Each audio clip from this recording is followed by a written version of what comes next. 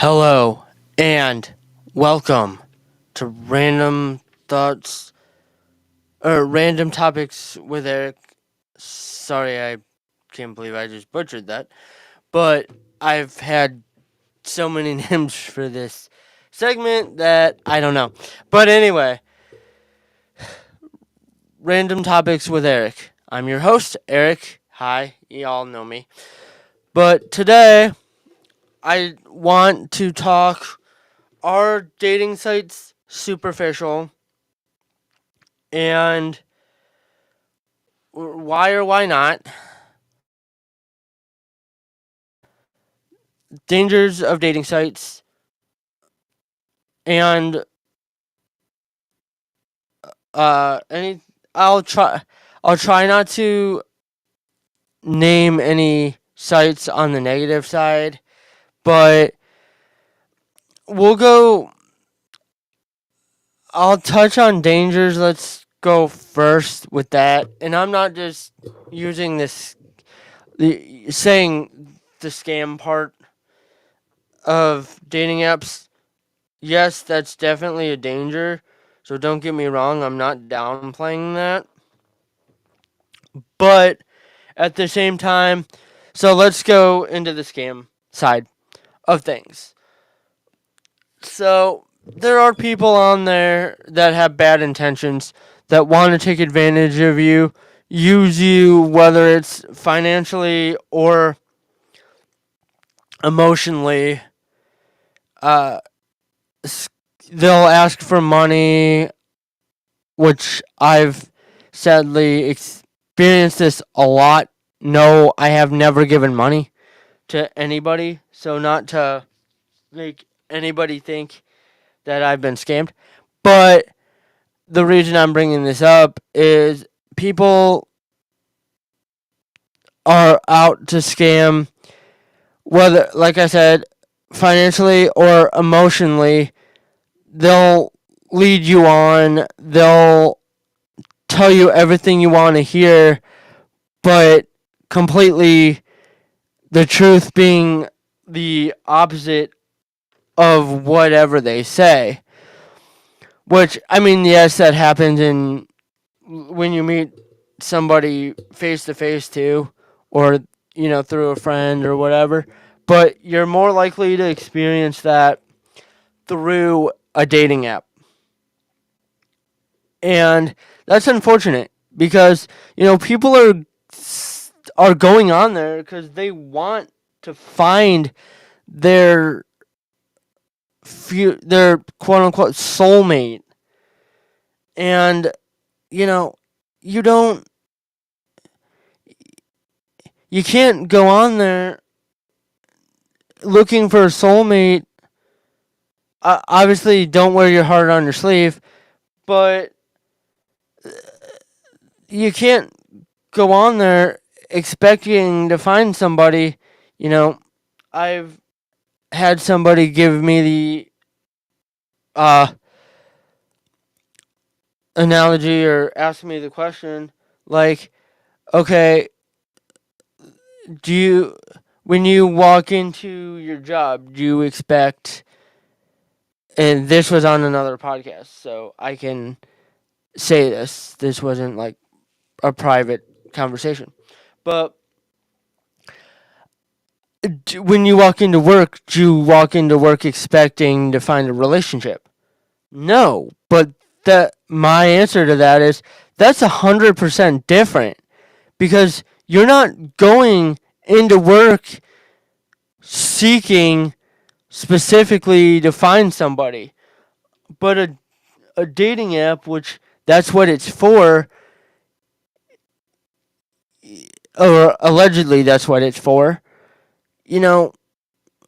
You're kind of going in thinking that you might find somebody. So the analogy of, or the question again, throwing it out there again, of, do I go into work seeking a relationship versus do I go on a dating site to look for a relationship? That's Like, that's so far off to, like, there's no comparison. One, one, it's called a dating site for a reason. Because you're looking to date someone. Like, let's get into the superficial part of things with dating apps. Everything is by looks. People don't. It's almost a waste to have a bio or, prompts that you have to answer, because people don't pay attention to those. All they do is pay attention to the pictures. And no offense, but most people on those sites, they airbrush. Those people are so airbrushed that they get the attention because they're not genuine. They look like a model. That's not real life, people. Looking like a model, I mean, yes, that's cool and all, but you're creating a false reality by, with social media in general, with pictures on social media in general. You're creating a false reality for those people looking at your profiles when you're airbrushing, or there's so many filters on your pictures that you're creating a false reality. And also, like, my experience with dating apps is little more challenging because, as people know who have followed me, me having a few disabilities, not that that doesn't make it hard to, find a job. Now it sadly affects me finding a relationship because, you know, people write it's the next best thing. And when they find out I have a disability, which I feel like I get not telling them right away, but, you know, when I eventually do tell them, that automatically forces them to write me off as a possible relationship candidate. Well, that's, again, superficial and shallow as can be. But I I just don't, I think people, or I know people use uh dating sites for validation. It's not actually looking for a relationship, and that's sad. Like, these apps need to figure out how to get back to actually people wanting to have people make connections instead of just getting the reputation of, oh, people just go on here for hookups or one night stands. Like, that's not the, I would say that's probably not a good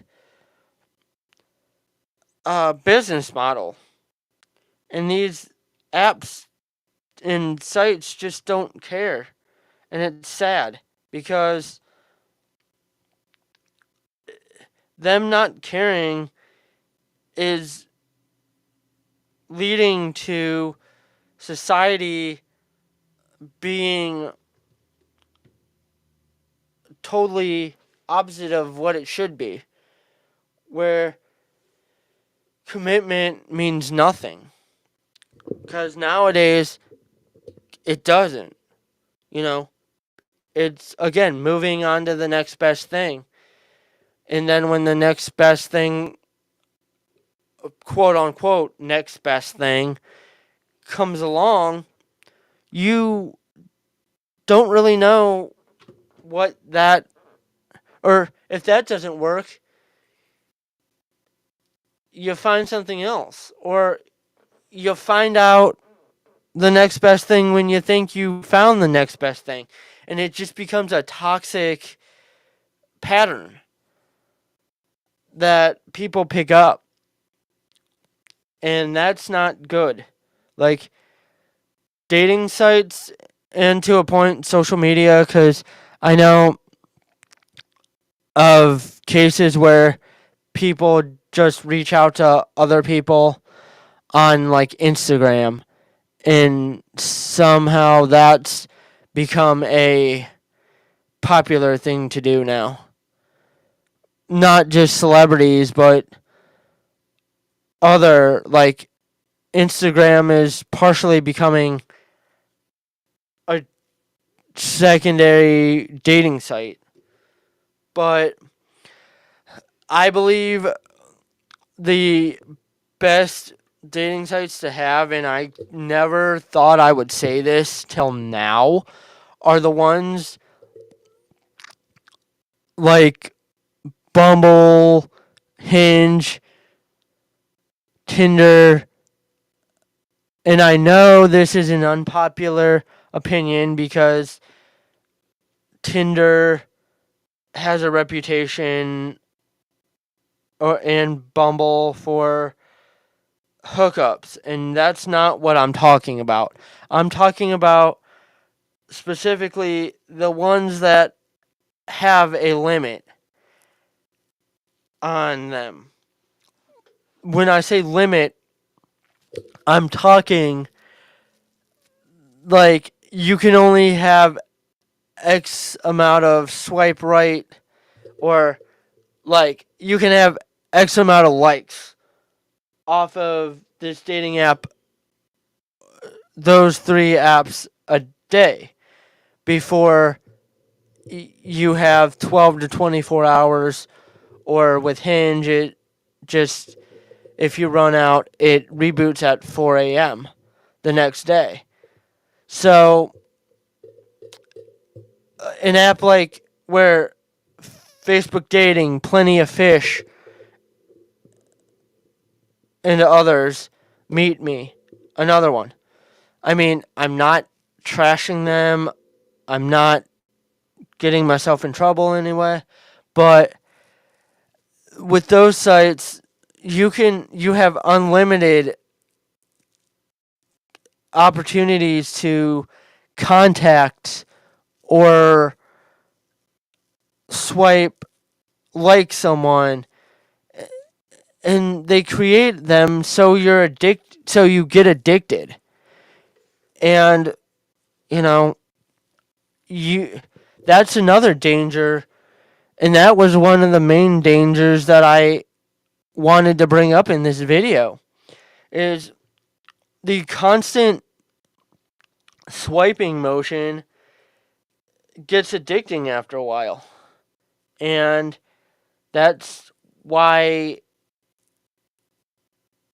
so many people are suckered into buying the premium for the dating apps, because it's like, oh, I could boost my views on my profile, or I could get unlimited swipes.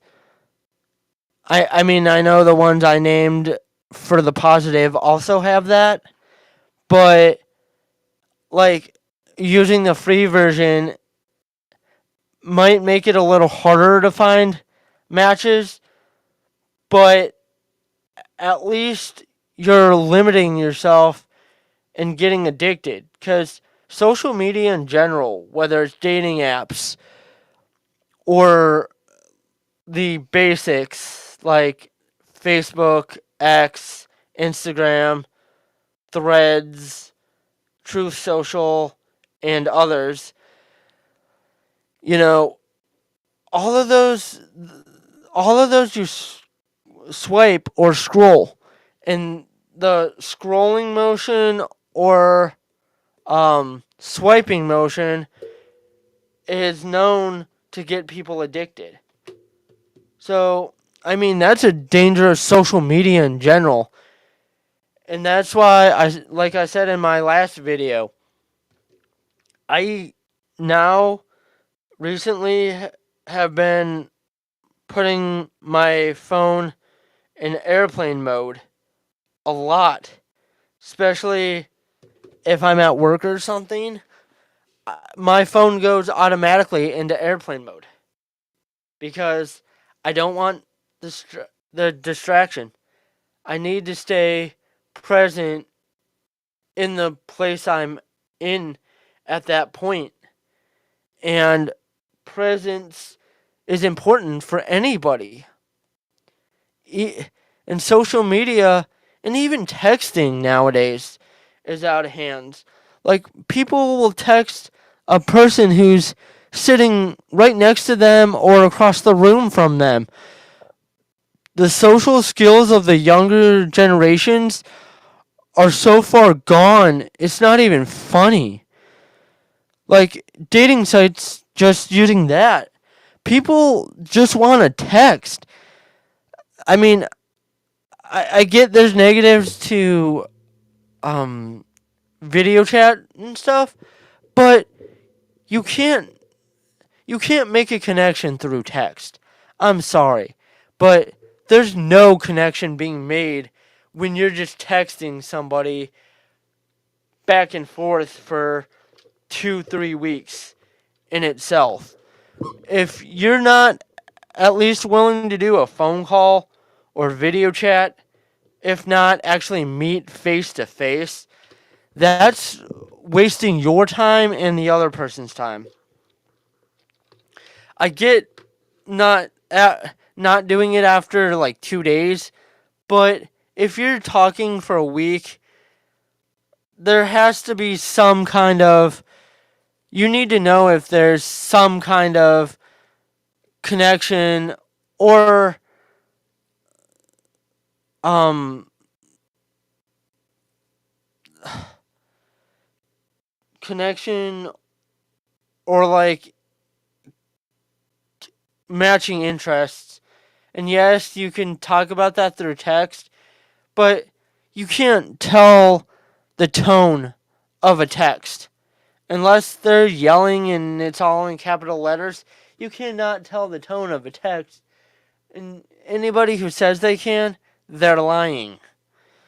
You cannot tell the tone of a text unless you hear the inflection of their voice or see body language.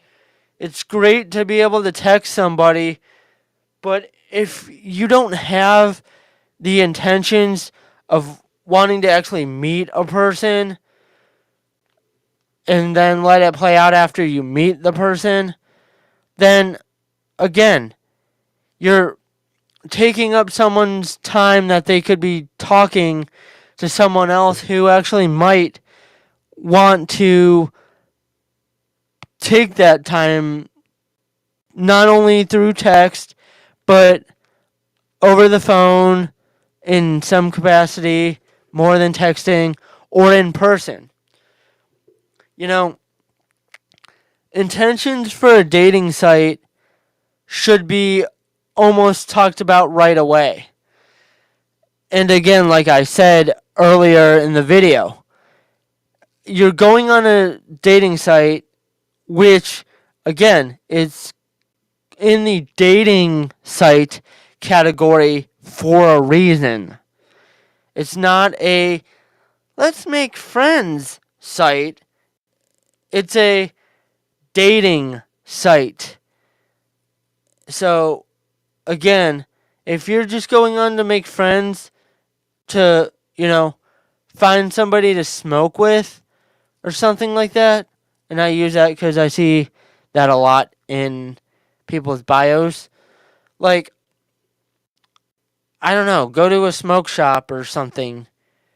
Like, where you'll find people there that have the same lifestyle. Don't use online dating because, okay, I am not promoting any drug whatever here. So, YouTube, I want to make that clear. But I'm just saying that, you know, go out and meet people because you're more likely to find people with,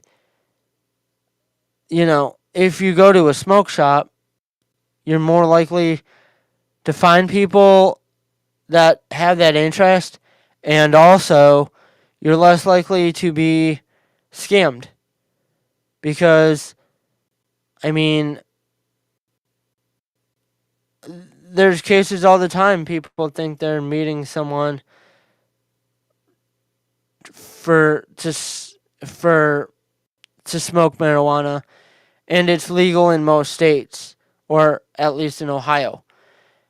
And I've seen a lot of cases on dating sites of this, where they think they're gonna, or actually, let's expand this to any online communication, where they think they're meeting somebody up for marijuana, and they meet them online, and then the person that they thought they gained trust in robs them, you know, and that's extreme, I know, but the I mean that happens more than you would think, and it just, that needs to be alleviated. Like, people need to find safer ways. Well, I don't condone use of marijuana either, but I don't judge people if they want to do it, but I also don't condone it. So it's life choices that if you want to make, you make, but it there's just, like I said, cases of that, too many cases of stuff like that happening, where people are risking their lives just to acquire to feed a fix. And, you know, I I hate seeing those stories on the news, or that people are, when hearing people talk about them, because the it's just sad to see that there's so many dangerous people out there. And you don't know who you can trust. So, but back to the whole dating site, and, I want to get into the thing again, like I touched on earlier, like the superficial or shallowness is actually where I'm going with this part is, if you have a disability that, you know, or prohibits you from a part of life like driving, people write you off automatically and don't want to get to know you. And me being a person who is honest and genuine, like, I try my best to, be upfront with people. and it just doesn't turn out well for me. But, holding that off and not telling, I feel like I'm lying. So I'm kind of in a lose-lose situation there. But, I mean, for those who watch and get to this point, what do you think of that? Is it better to be upfront with someone, and if they don't like it, then, they move on? Or is it better to wait and go that route and just not tell them anything? I I don't know. It just doesn't. To me, it feels like no matter what I do, it turns out to be the same thing. Whether I wait, I mean, this is where the whole phone call versus phone call chat or video chat versus texting comes into play, because the fact of